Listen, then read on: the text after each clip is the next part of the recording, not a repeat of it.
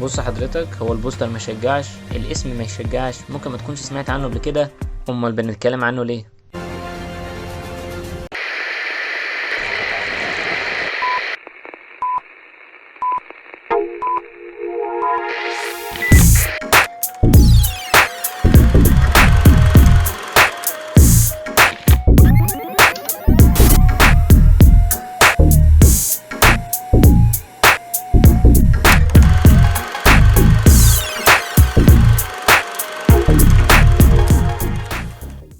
السلام عليكم، اهلا المجلس واهلا بيكم في حلقه جديده من ريفيو كونسل. المسلسل المره دي مختلف، ومن اول المراجعه دي هيكون في قيمه واستفاده ورا كل حاجه هنقدمها لكم ان شاء الله. القصه باختصار، بروفيسور كيتنج من اعلى واشطر محامين بنسلفانيا، بتدرس في الجامعة قانون، وكل سنة بتختار 4 متميزين يشتغلوا معاها في المكتب بتاعها، بس السنة دي اختارت 5.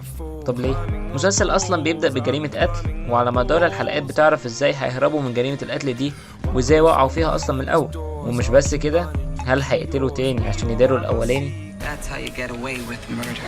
حضرتك أمام مسلسل من المسلسلات الأندر ريتد فعلا. طريقة السرد مميزة، بيدخلك على المصيبة ويروح راجع الأول رصص لك اللي حصل. الشخصيات مش بس مجرد شخصيات موجودة بتمثل، مكتوبة صح، فيها بعد نفسي. لما المسلسل نجح واتجدد، بدأنا نعرف ازاي كل حاجة مترابطة من أول حلقة، وكأنهم كانوا عارفين انهم هياخدوا فرصة يحكوا. حاجة كمان حلوة جدا هي ازاي بيعقدوا الأمور تماما ويرجعوا يفكوا العقدة دي تاني.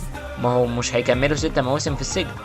عندهم شجاعة، عندهم شجاعة ان هم يقتلوا ويفاجئوك، وتلاقي شخصية كده كنت فاكر ان هي هتبقى نجم الموسم واتقتلت، او يفلتوا بطريقة ذكية ومش متكروتة. نرجع تاني للممثلين واقولك ان كل واحد عنده شخصية هيتركز عليها جامد في وقتها، وكلهم على اختلافاتهم بيمثلوا شخصيات موجودة في مجتمعنا فعلا. هنشوف الذروة بتاعت كل شخصية وازاي هتنجح، وهنشوف كمان انكسارهم.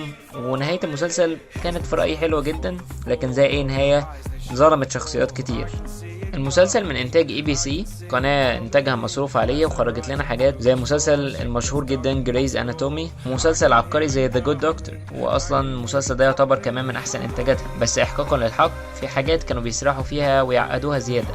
بس انت هتبدأ المسلسل وتكمله، ما تقلقش، الاحداث هتشدك من اول حلقة. كلنا عندنا العادة دي، اللي هي انت تاخد اول حلقة وتشوفها، لو ظبطت معاك تكمل زي شركات الانتاج كده.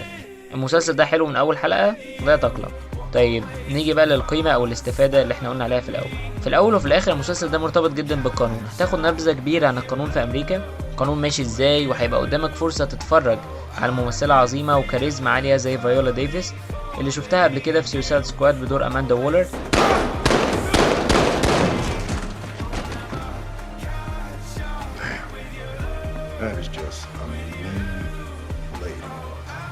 ولو ركزت شوية ممكن تساعد تنمي عندك مهارات زي البابليك سبيكينج، وازاي تقف قدام الناس وتتكلم.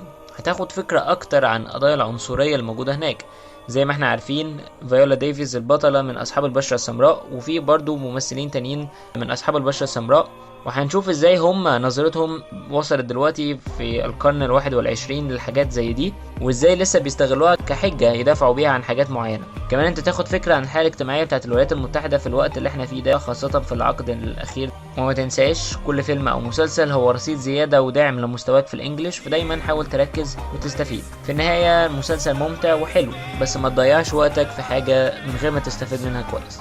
How to Get Away مسلسل مليان هروب، مكر، خداع، تكتيك وتفكير، ويستاهل وقتك وبجدارة. تقييم المجلس 8.5 على 10 للمواسم كلها، ودي قائمة للمواسم وتقييم سريع ليها. متنساش لو عجبك الفيديو تعمل سبسكرايب للقناة وتفعل الجرس، وتعمل لايك لصفحتنا على الفيسبوك والانستجرام في الديسكريبشن عشان تشوف أجدد الأخبار وترشيحات للأفلام والكتب والمسلسلات. واستنونا في حلقة جديدة من ريفيو كام.